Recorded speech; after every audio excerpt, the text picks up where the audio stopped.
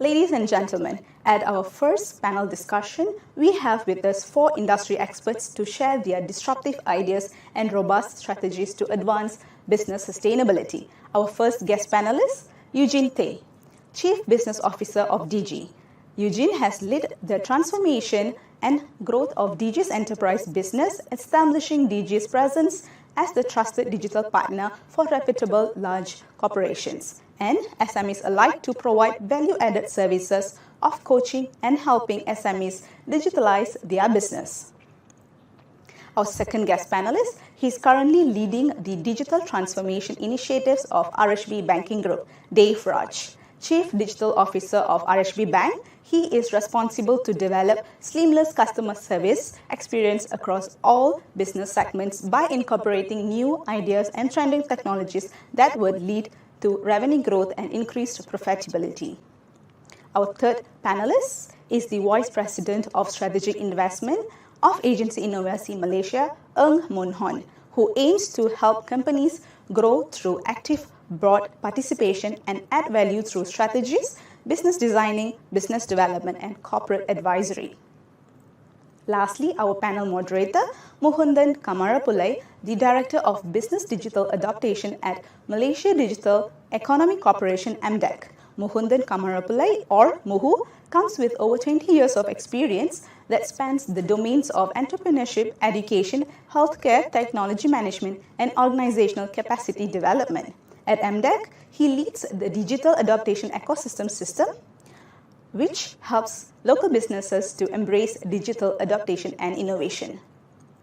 This is definitely a power-packed sharing session. Are you guys excited as I am? Before I hand over to Muhu, just a gentle reminder, if you have any questions to our panel, please type it in the Q&A box. All right, without further ado, over to you, Muhu. Thank you for the lovely introduction, Ms. Shamini. And hi, everyone. Welcome to SOBA series, title Reinvent Your Business for the Digital Future.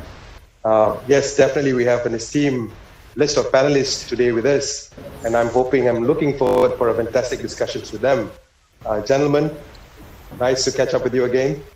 Familiar faces, big guns in the industry, and thank you for being with us today. And let's start straight away. Let's get into the matter. Yeah? An interesting discussion today. Digital future. Now, digital is already here. We are talking about it. It's impacting our daily life, the way we work, the way we live, and the way we do our business. So let's talk about digital today. From an economic standpoint, that's an opportunity of USD $100 billion just in Southeast Asia. And this is the economic opportunity that's out there for the businesses to tap into, particularly the SMEs. And we see the growth of digital adoption across businesses really very significant, very rapid. But at the same time, we also see that in Malaysia, quite unfortunate that the acceleration is not as exciting. And I think, I'm sure there are many reasons behind this, and perhaps we could have that conversation today. And I think I would like to pose my first question to Muhundhan in terms of, so there's a lot of interest and excitement in the digital transformation, but there are also many challenges behind. From the experiences that you have working with the businesses, would you be able to just share with us some of the challenges that you think are being faced by the SMEs, and perhaps some ways where how they can address them? Yeah, sure. You're right. I think Malaysia is kind of behind globally in terms of digital transformation. And in some cases, digital transformation really equals total business transformation, right? There's a process of changing the way an organization does business, and they must know how to leverage, new technology. How much do they adopt the new technology? What's the speed, because at the same time, they get pressure a lot, right, in the very competitive environment for these SMEs. So from our experience as SMEs, some of the biggest problem is where to start and how to do it. I think these are the main issues facing local SMEs. And from our experience, business success in digital, really, you have to put the customer at the heart of your digital strategy. SMEs must start with a digital strategy. because customers today is different from customers 10 years ago, will be different from customers 10 years ahead from now, right? So today's customers are much more empowered than ever before. They have more choices, they have different expectations. So businesses must adapt to their desires. The companies that will thrive moving forward are those that look beyond their current business model, and they have to rediscover customer needs, raw customer needs, and how to fulfill them. So all in summary, you need to have a strategy, a digital strategy, and put the customer at the center of it. Yeah, that's a very interesting view, Muhundhan. I think you're absolutely right.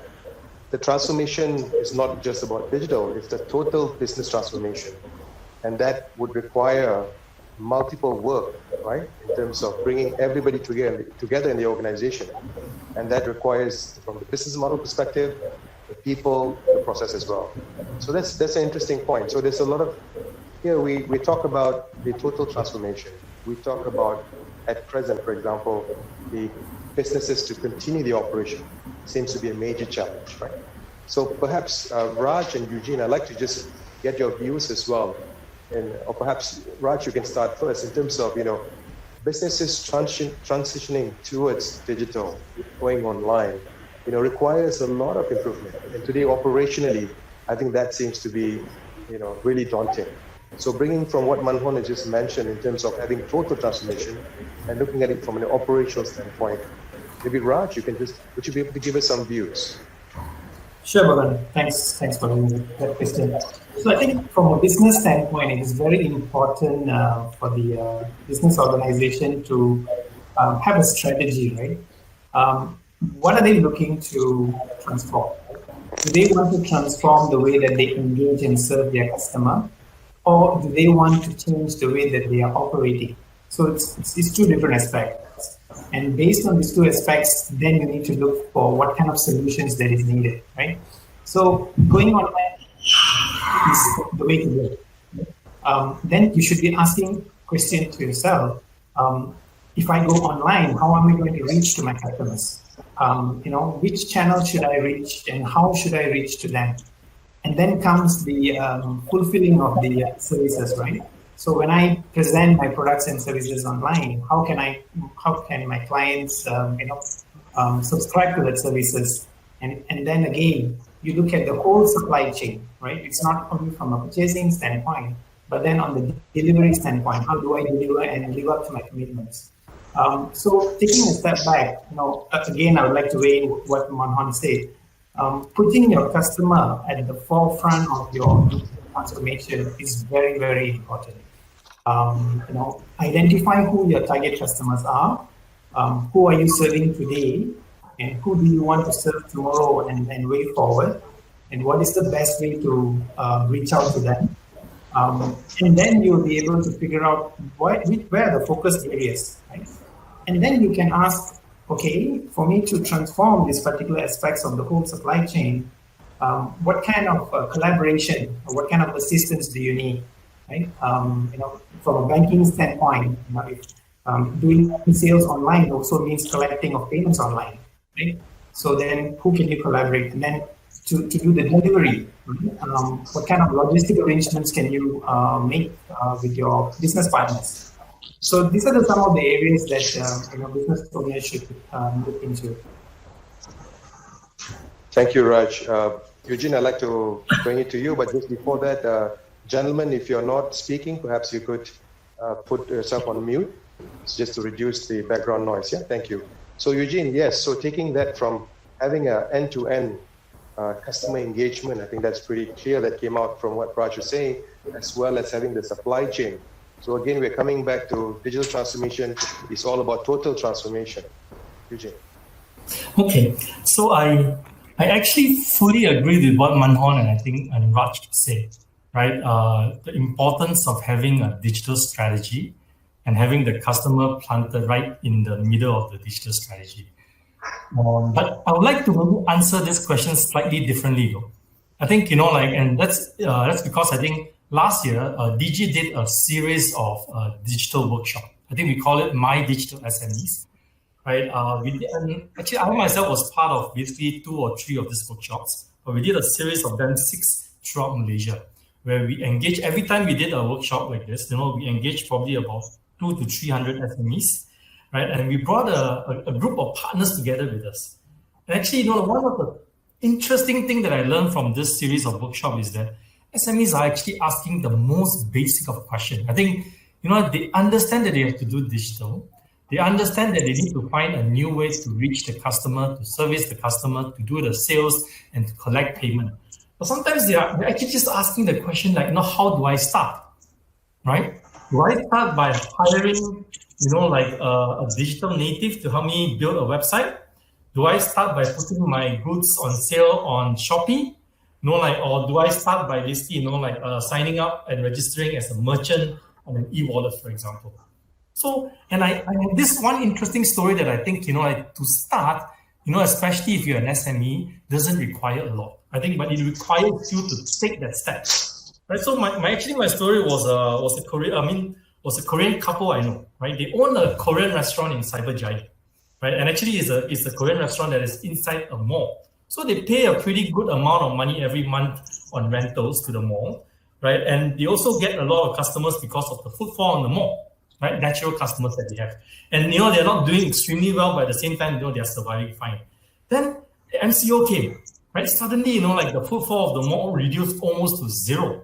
And they don't have a lot of clarity from the mall, right? Whether or not they could continue paying the rent. They don't know what to do if they have to let the workers go, et cetera, and they don't know if they should get rid of the inventory, the food that they have in the fridge and everything, right? So eventually what they did was actually quite interesting, I thought. What they did was basically, simple things that I think, and I think some small companies can learn from it. Number one, they make sure that their business is registered on Google Business, right? They also make sure that their business is registered on Facebook Business, right? So this is basically, an hour thing to do, 1 hour to do it at night. You make sure that the description of your restaurant is correct there, right? The opening hours, what do you sell, your menu there, your address, and also, your contact number. Actually, contact number probably one of the most important. And then after that, they also basically make sure that, they are also, replying to anybody that is going into their Facebook and the Google business page. Every single comment, every single question, every single positive and negative comment, the wife, actually the owner herself, was responding to every single one of them, right? And then what they did was basically, then they found out that actually during the MCO as well, yes, there's no footfall on the mall, but a lot of Koreans who are living in basically Mont Kiara wants food. They want Korean food and they cannot go out to Korean restaurants, right? So they're down, but the problem is basically they cannot basically deliver food, to Mont Kiara and charge 50 ringgit for delivery, and then the food prices is 60 ringgit. Right? It doesn't really make sense, to charge that type of price for delivery. And after a while, they came up with this idea that, they started aggregating the customers on Facebook and KakaoTalk. Actually, Koreans they don't use Facebook, sorry. They use KakaoTalk, the messenger, right? And after that, what they did is basically they said that every Wednesday there's a special. I'm going to deliver food for free, right? So all the food delivery in Mont Kiara to Mont Kiara for free. So all food delivery in Mont Kiara basically comes on Wednesday. And every Wednesday, they basically register about 30 people who want food to be delivered. By Tuesday night, they prepare the food on Wednesday, and then they send it, one by one of the houses to Mont Kiara, and they make about, just one Wednesday itself, they make 5,000 to 6,000 regularly, actually. Now, that was during MCO time, and coming out of the MCO, they still do the same, right? Now, if they make 5,000 to 6,000 ringgit every week on Wednesday, one day, additional, multiply that by 4 weeks in a month, they make 20,000 extra. Their typical income is basically about 150,000 per month in order for them to be roughly, okay. Not attractive, but not losing money as well. But just by doing this simple thing, registering on Facebook Business, Google Business, answering every single query, and then after that, leveraging the things that they already have on KakaoTalk and then on WhatsApp, they have increased their revenue from 120,000 to 150,000. Right? That is a 20% increase in revenue just by doing very, very simple stuff. And this is a real story. So I'm actually convinced that you don't need to basically be doing a lot of things, especially if you're starting off. You just have to be doing a few things step by step, systematic, but very disciplined manner. And then you can start building your business. You can start growing the revenue of your business like that.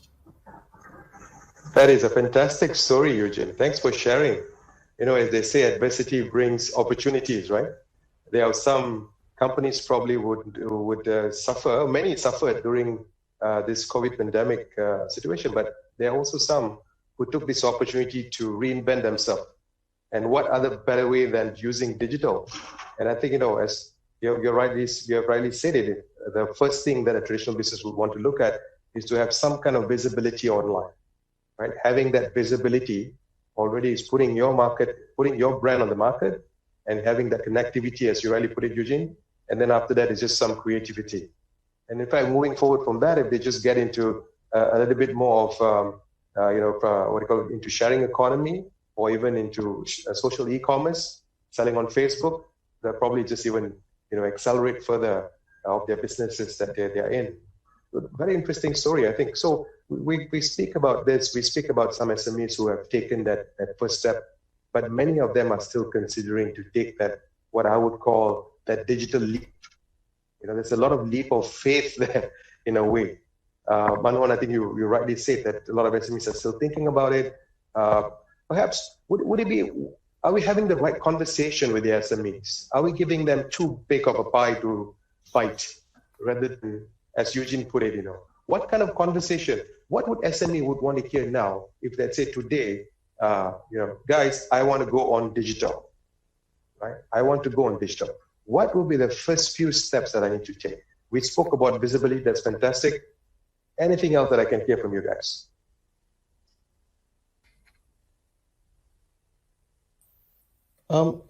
Well, I think it starts from a business leader, right? If you're SME, and there are many things you can start with by thinking how digital will actually disrupt your particular industry.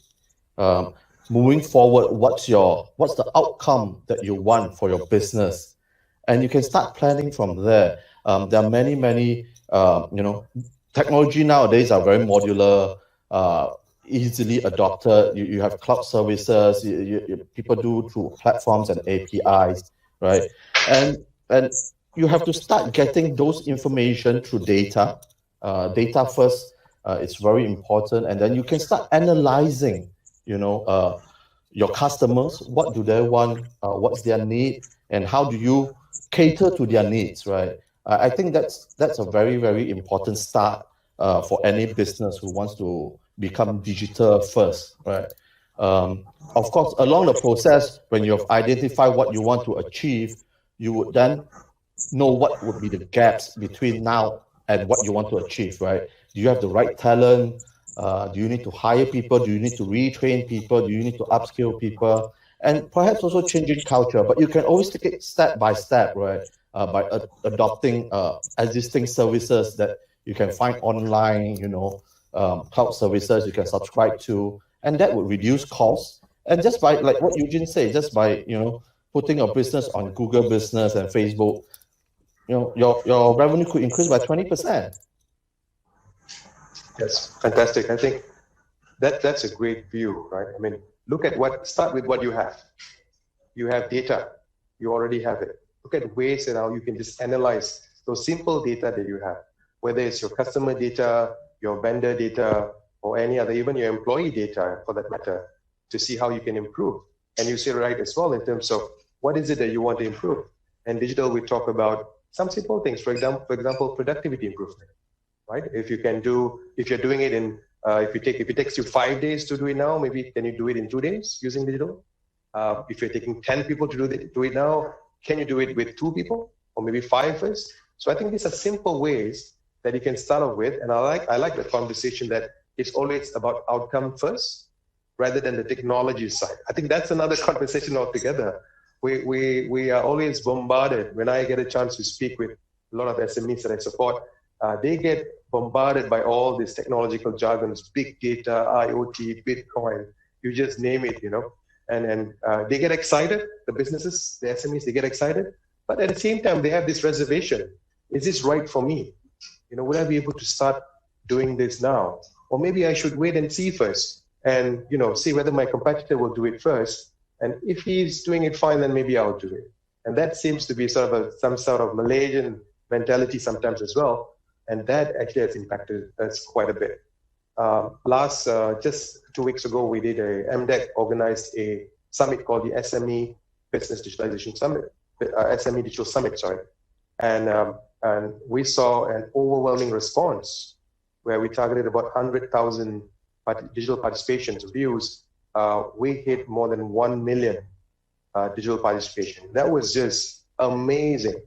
And I think the time was right because a lot of SMEs today are looking at how they can embark on digital transformation, digital adoption. How do I adopt such thing? And what we realized was that there were already a lot of SMEs who were thinking about going digital, but during this MCO and RMCO, there were a surge number of SMEs who started looking at it. These are the SMEs who have never thought about digital. They thought, I'm okay, I'm doing fine with my business now, and I can continue doing it. But MCO hit, and then they realized that their world changed, right? And therefore now they're looking at how they can survive. It's no longer about even competitiveness. And 3 things came out very strongly, and I'd love to have that conversation with you today.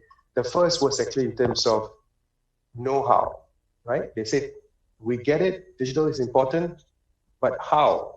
How do we start this? We had a bit of conversation on that just now. And also the skills needed behind, right? What are the kind of people I need? But even the know-how is really crucial. And we shared a bit about that. The second part was actually in terms of financial support, yeah? Because I'm going on digital, there definitely is cost, but digital doesn't have to be expensive, but cost is always a conversation. So what are the kind of incentives out there, or how do I actually have my own funds? How do I create my own funds to ensure that I'm doing the right thing? And the third thing that came out was actually technology is just too complex. It's just too difficult for me to understand technology because today you're talking about something, 2-3 months down the road is completely different. So this conversation is going on. And this was the top 3 things that we got out of that 1 million viewers who looked at it and shared with us. So I want to go back to the first one, the know-how, right? We spoke a bit about the strategy, but a know-how could also be the approach, right? The approach. A lot of us talk about we talk about, okay, yes, we look at data, we start off first, but what do you guys think about a structured approach? And if there is a structured approach, what would it be? I think at AIM, you have quite a bit of work you do in terms of business model canvassing, in terms of bringing in ideas together. So Muhundhan, would you be able to share a little bit about if there is an approach, right, step-by-step approach, how would it look like? Well, step-by-step approach, I'll break it down in this probably 4 or 5 things, right? As I mentioned earlier, I think that's very important to have a strategy, a digital vision. If you're an SME owner, as I mentioned, how is it going to change your industry? How is the change affecting your competitive advantage, your value proposition that you're providing to your customers, right? And from there, you then have to choose what kind of digital opportunities that you're comfortable with, or that's consistent with your business strategy and your ambition and your capabilities, right? Because as an SME, there are certain things you can do and certain things you may not be able to adopt first. So you have to prioritize what to adopt first, and see what are the low-hanging fruits and how do you get there, right? Based on the opportunities you have chosen. In terms of what gaps in capabilities do you have to hire? Do you have to retrain? How do you have to change the organization? And do you have to change the systems that's operating in your business right now, in your company? Positions to be filled for you to succeed. I think there's a lot of talk about talent, about whether there's enough talent in Malaysia. You need data scientists. People can come and not only collect data for you, but analyze the data and predict what will happen, right? And from there, you should be able to have kind of roadmap, with timelines and targets, and accountabilities for each of your programs that you want to, go after. And I think this, in a way, these 4 or 5 things will help you, structure your approach, right? That's a bit of talk about funding. I think you mentioned about funding and incentives. I think Malaysia businesses that love funding and incentives, especially from the government, But if you really look at it, like what Eugene mentioned earlier, you can just put your business on Facebook and you get 20% increase in revenue. That's 20% increase in funding for you, right? So you can take it step by step, do things that have big impact, where you can get more cash flow that can help you fund your further ambitions in the digital space, right? So that's my view on it. Great. Any views from Raaj and Eugene on this? Maybe I come in from Raaj. I think you are still muted. But let me try to just. At one point, I tried to also distill myself. If I were to give advice, and again, I'm thinking from the perspective of, if I'm talking to a smallish SME, what would the advice I give? In terms of the step-by-step approach to going digital. And I came up with 4 things which I thought were interesting advice that I think is applicable most of the time, right? The first advice is a little bit of a plug, so please forgive me if you think so, right? But whether you like it or not, my first advice is basically think mobile first, right? When you're going digital, think mobile first. I'll explain why afterwards, not just because I'm from Digi, I promise you, right? The second advice that I have is basically, it's a little bit, I think what Raaj, I think you mentioned earlier, make sure that you have a way to accept payments digitally, right? I think, and I'll come back to that again. The third one that I have is basically, I think this space is too complex nowadays for any one person, especially an SME, to do it all by yourself. So from that perspective, either learn who are the players in the ecosystem that you can trust, or, be very open to basically partnership in this endeavor. I think the last one that I have is a little bit, Manhong, what you just mentioned. But I kind of think about it slightly differently. I think, whatever you're doing now, if there is a slightly different way of doing it where you are actually collecting data, opt for that. Right? And actually, if you don't mind, I'm just going to go through this quickly, right? So mobile first. Why mobile first?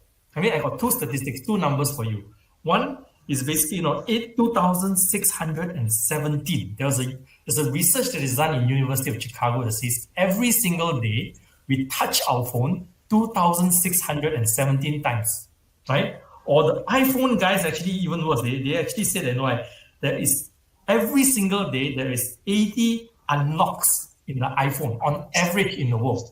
That means that every single working hour, on an average, every 10 minutes that you're awake, you will unlock the iPhone once. So you think all your guys and colleagues are working, they're unlocking the iPhone, and I don't know, they're either replying the messages or checking Facebook, or maybe, working, right? So everybody, whether you like it or not, even in Malaysia, 96%, I think is the number that I had, 95% of Malaysians who are accessing the internet are actually primarily accessing the internet via the smartphone. So from that perspective, I think, it is not a wrong advice to say whatever you want to do, think mobile first. And just simple implications, right? Like if you are building a web page, make sure that it looks proper on a mobile first. If you are writing an email or you have an email template for your customer service, for example, make sure that it appears properly on a mobile, right? You can see it in basically 1 or 2 clicks. Don't make it such that you have to go to a desktop, for example. If you are doing eKYC, think about what is available on the mobile to do eKYC today, right? The camera that you have, mobile doesn't have a smart card reader, for example. It doesn't have, but it has got camera, it has got basically, ability to scan things. So focus on what is available on the mobile and basically try to leverage the capabilities that, the device is providing for you. And I think the last one is obviously, when you're doing payment as well, always make sure that, your first and, your preferred payment, I would argue, is the mobile payment as opposed to credit card or cash, right? So that's the kind of the first, why am I mobile first? Second one, I think, is a little bit, accept, I think in this case, I call it, previously I said e-payment, but really it means accept mobile payment, which is kind of linked to the first one, right? And then this one, again, there's a Malaysian number that shows that, today now, 67% of all Malaysians are using some form of mobile payment now, right? And then, and the mobile payment or the number of transactions in 2018 to 2019 has grown from slightly less than 2 billion transactions to more than 3.5 billion transactions in 2019. So 70 to 80% growth in terms of number of transactions. And we are still at the beginning of this. So this will only start to and further to grow. And actually, like the ability to accept mobile payment is actually very easy. I once actually did a kind of like a step-by-step thing on how you can register yourself, and I'm no link to Maybank at all. So, and sorry, at that time I didn't know RSV yet, right? But Maybank QR Pay, right? It takes 7 steps for a merchant to be registered so they can receive payment. And 50% of Malaysians have a Maybank savings account. So you can already start, transacting or selling to, like 50-60% of Malaysians just by spending that 30 minutes, right? And I'm sure RSV is. So please forgive me, Raj. No worries, man. My around partnership, I think, of course, I think there are all around. I think you just have to basically, understand your ecosystem and find the right players that you can trust eventually, right? And my last point, too, I thought was interesting, and I'm going to use the POS example as this. Today, everybody has a POS, right? What is the POS? The POS, all the retailers and F&B, right? You have a point of sales. And today's point of sales is basically a cash counter with a printer with a POS all integrated into one. Right, it's the thing that you ding, ding, ding, ding, ding, the cash drawer opens up and you collect cash. And the only reason people use it actually is to a certain extent. I think yes, number one is to provide the cash. Number two is to make sure that if they are hiring other workers, workers are not taking money from you, not taking the cash. But rather than use that, I guess what I'm saying is that you're going to pay for that anyway. You're going to buy that anyway, right? Opt for a cloud POS or an MPOS, a mobile or kind of a cloud POS. Because when you are doing that, then you're already collecting data. With that, you already are collecting data as to, you will know, for example, how many customers come into your cafe and buy cake, at what time, right? You will know that basically and it's cost effective too. Yeah, exactly. You don't really need to actually be there to collect it. And after that, when you analyze that, you will know that at 5 p.m., for example, for some places, you need to prepare coffee and you want to prepare a lot of basically, like blueberry shortcake, together with it so that people can buy coffee and that together because that's what people do. I don't know. I'm just saying, and these are the things or the money that you will spend anyway, but opt for the ones that give you additional data so that when you learn how to analyze them, you can start to optimize your business based on the data that you have. So this is 4 simple steps. Sorry, Thank you, Eugene. No problem. Makes a lot of sense. Go mobile. Make sure you work on a partnership. Make sure you have something that when you start, you automatically get some data. Now, another thing that we must cover today is actually that we have to acknowledge the fact that SMEs are struggling financially. Yeah, especially now during the COVID-19 pandemic. So I like to get some views from Raj in terms of what are the things that you are doing. And also, what are the incentives as well as support structure when it comes to financial support, that's out there for the SMEs on digitalization, right? Yeah, sure. So what we have is finance program. I think there was funding from government, right? So we were very instrumental in creating channels for customers to easily apply. Right, we were probably one of the first players in the market to introduce mobile-based loan application.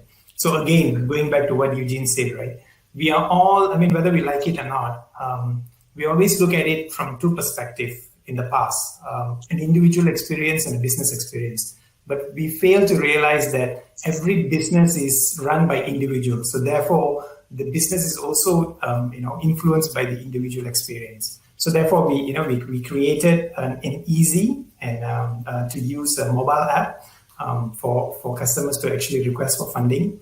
And today we have programs where customers can apply online through mobile. You can submit the documents and your company details, and within a couple of days you'll be able to know how much funding that you're able to receive to start to sustain your cash flow and to operate your business. Other than that, we are also actively collaborating with other partners in terms of facilitating digital adoption. So I think what digital has enabled today is basically a very, very low cost entry to automate some aspects of your business.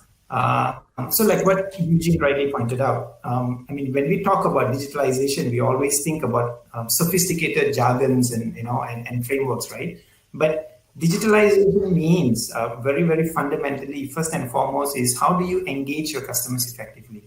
You can always start with, an instant messaging platform to reach out to your customers. You can leverage on social media, right? So it need not actually take up a lot of funding, right? And number two, if you want to address some of your operational and administrative inefficiencies, there are lots of solutions which is available online, right? It's a subscription-based solution, right? Where you can give it a try and then see whether it suits your business or not. One fundamental mistake that we should not do, and this is not unique to small businesses, even for large organizations such as the banks, right? Do not look into the technology first, right? It's like looking into a technology is like walking into a hardware store looking for tools, right? And then figuring out what to fix with that tool. I think more often than not, that's the flaw. And then we get into a situation where we have invested into something that is not appropriate for the business. The question that we should be asking ourselves, no matter what size of business we are, what is the problem that is holding the organization from growing, right? Is it a new market that we want to venture into? Are we working on a very saturated market, right? Are we held back with operational inefficiencies or administrative inefficiencies? And when you put a different perspective to this in terms of how can I use technology to expand my market? How can I use technology to collaborate with partners, to serve a bigger segment of the market? And at the same time, what kind of new products and services can I introduce to the market? So if you have this perspective, then it really gives you an avenue to select the right technology to support your strategy, right? And when that happens, naturally what you get is a new business model, which then you can use it to actually propel your business going forward. The COVID situation is a fantastic lesson. We are all forced to learn it because we got into this survival mode where either you do something different or you're not going to survive, right? And a lot of transformative changes has taken place. I give you a very simplistic example. Just today, I went into a mall, to the food court, and I saw signages everywhere that you can actually order online from the stalls that is available in the mall. You see, before the COVID situation, the market of that particular stall in the mall is limited to the walking traffic to that mall, Monday to Sunday. That's it. They did not see beyond that market, right? And if there's 10,000 walk-ins in that mall that day, and that's as much as business they could do. But today they have expanded their market to a wide segment of the community through online channels, right? So that's the change in perspective that needs to take place. And we at RHB has actually realized that even we cannot do everything on our own. And we have actually commenced this partnership with strategic partners from the accounting, from the point of sale, as well as from the HR, human resource side, to build actually an ecosystem where it can actually help SME customers at least reduce the cost of administration as well as increase their operational efficiency so that they can put more focus on servicing their customers, right? So right. I think this is the perspective that is needed today. That's a very good approach, and thank you for sharing that view as well. And I think this is, we're also coming to the end part of the discussion, but we want to get into the Q&A session. Audiences out there, please, if you have any questions, any curiosity behind digital transformation or how we can embark, doesn't matter what type, what level of question it is, please just put it into the Q&A box. And we would love to have the speakers, the panelists here to discuss that as well. Yeah. So as we are getting some of the questions in, Raaj, just back to you again. I think you mentioned that important point in terms of financial support and whatever not. But people are always worried to go to the bank, right? They said, how long does it take? I don't have the time to actually wait for all some of this incentive to come. So typically, what does an SLA look like? If I know, like as you've said, if I know what problem I'm trying to solve, and what kind of technologies I already have in mind, and I'm coming to RHB, how long will it take? Not putting you on the spot, but as a conversation, I think I'm sure there's a lot of, in the minds of the SMEs at the moment. Sure. So I think that there are multiple complexities involved in terms of which business segment you're in and what type of business model that you're adopting and what is the purpose of funding, right? In a nutshell, it just takes less than 3 days for you to get a response from the bank, right? To say that, whether do you have an approval in principle, certain types of funding for certain amount, right? And of course, the documentation process kicks in at a later part, right? And we are equally under pressure to be able to compete with other players and the non-bank players in the market in terms of providing funding to the SME customers.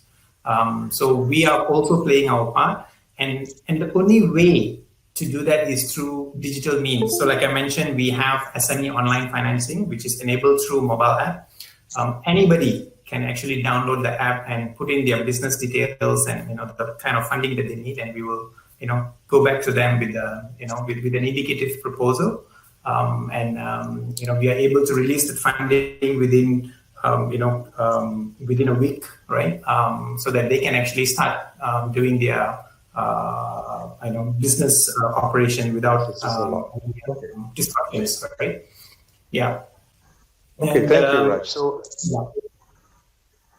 sorry. Is there anything else, or else we can go to the questions from the floor? Yeah. So just to add on, I think beyond funding, we have realized that it's not about just provide funding to our customers. I think we also have a responsibility in helping our customers to operate in a more efficient manner. So, we also have this program called SME Solution. Like I mentioned, we are bundling our propositions and with accounting solutions and point of sale, as well as human resource software at a very, very minimal cost. And we feel that that is truly needed at the moment to help our SME customers go through this difficult period. Okay, thank you. Let's go to the first question from the audience. What are the major reasons why data-driven culture is vital for future business, especially in this digitized business era? How can this trend add value to the businesses? You spoke a little bit about it just now in terms of trying to start with data, but perhaps Manhon, perhaps would you be able to share with us a little of this in terms of what you think can be what the SMEs can look at? Definitely, I think digital, it's really all about data and customer, right? Data from a customer. Gathering data, analyzing them will provide insights that can either increase your sales and optimize your operations, right? Reduce costs, increase margins. And for marketing and sales through a data-driven approach, SMEs you'll be able to have further reach, know who to sell to, how to sell to them, when to sell to them, and at what price to sell to them. But without data, it's much more difficult to know all this information, right? And yeah, hence data-driven, it's the hot thing right now, and I think all companies should adopt this approach. Thank you. Can we go to the next question, please? So in future times, it is possible for a business to depend 100% on digital to run their business? That's the question. Does it have more advantages than disadvantages, or vice versa? Very interesting question. 2 questions in one. So, gentlemen, who would want to take this question? It's already happening today. Quite a number of business are operated fully on digital, right? The supply chain is managed digitally. The collection of payments and fulfillment is managed digitally. We have thanks to players in the in the marketplace, right, where they provide resourcing from from the region, and it's not confined to just Malaysia. And I think it is going to be that way going forward, and it is going to be a sustainable model. Okay, thank you. Anyone else would like to add on to that? Eugene, perhaps, I think this is your area as well. Yeah, I fully agree. like there are a lot of business models that can be purely digital, right? But if I can even add to that, actually, I do think that there's also a lot of innovation nowadays where we are seeing a little bit of thinking or innovation around O to O, right? Online to offline or offline to online type of innovation. I think recently I saw something which I was really impressed by. I saw that now actually, and actually it worked really well, right? You can receive your packages from Post Laju in a 99 supermarket, right? So if you are not at home, at your house, like for the courier guy to come, and and you are not, you don't feel secure enough for the guy to leave it at the guard house or whatever, you can actually ask for the delivery to go to the 99 store. And then when you're coming back, you just drop by, coming back from office, you drop by a 99 store, show your name, pick up the thing, and and go back, right? So this is actually an interesting example of basically, a little bit more like somebody who is leveraging the physical assets that they have on the ground, 99, with their store, their network of, all the stores, and they're using it in order to enable e-commerce, the fulfillment part of this e-commerce. And we're going to see more and more of this. So from that perspective, I think, I don't think there is a one single answer whether it's a better, digital business is better or mixed business is better or kind of like a fully physical business is better. But what I do think is basically where you are starting from, do not be too fast to basically, abandon the assets that you have. Right? Rather, overlay the dimension of digital onto your existing business and see where digital actually allows new innovation that wasn't possible before. I think that's a little bit the way to think about this. Right. Look at the opportunities. There's always ways to improve or reinvent. I think that's pretty apt to our conversation today. Yeah, the title of our topic of discussion. Perhaps we can move on to the next question. So we have another one. This is slightly shorter than the last two.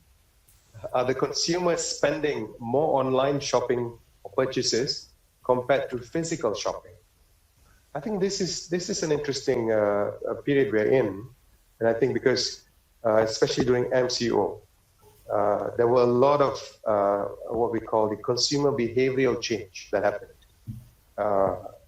Good example, like my own parents who have never done online shopping felt that the need to do it, and they were pretty happy with it.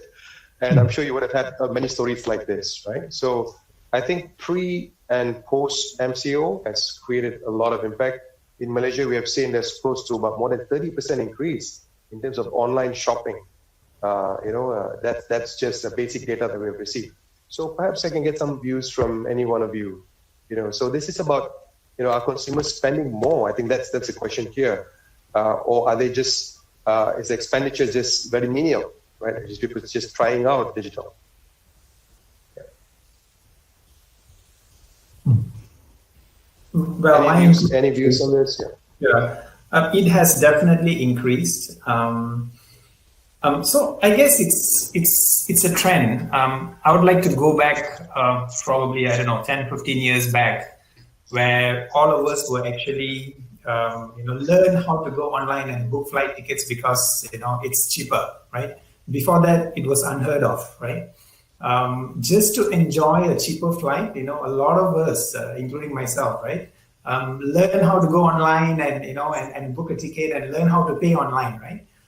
Before that, it was a taboo, what could, go wrong when you go online. Then just recently, maybe in the last 3 or 4 years, we were there, again, there was a huge trend in people using e-wallet.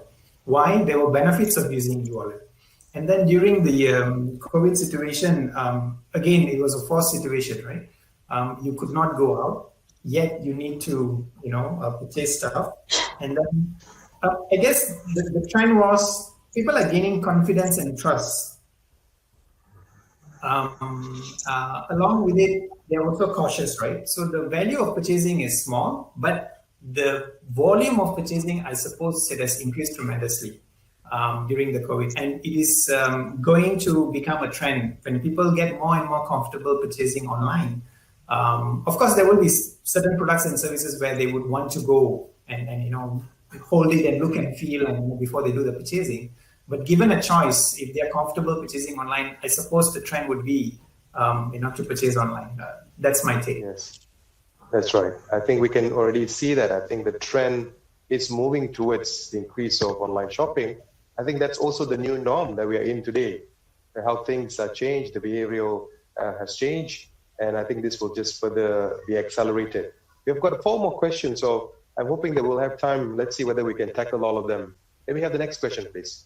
So there are lots of examples and success to learn for B2C. Where and how can we source assistance to move forward in digital marketing for B2B industrial businesses? Yes, I think a lot of discussion is about B2C, and I think B2C is easier for us to see, easier for us to work on, but B2B probably will have a slightly different DNA. Any of you gentlemen would like to tackle this question?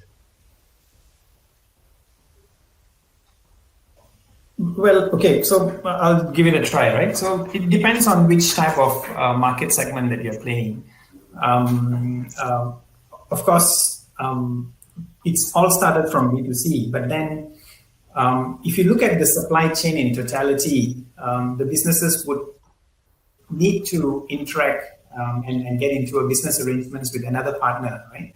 And that is now has become also digitally enabled. A lot of businesses, the procurement is done through digital platforms. There is marketplaces for B2B transactions today.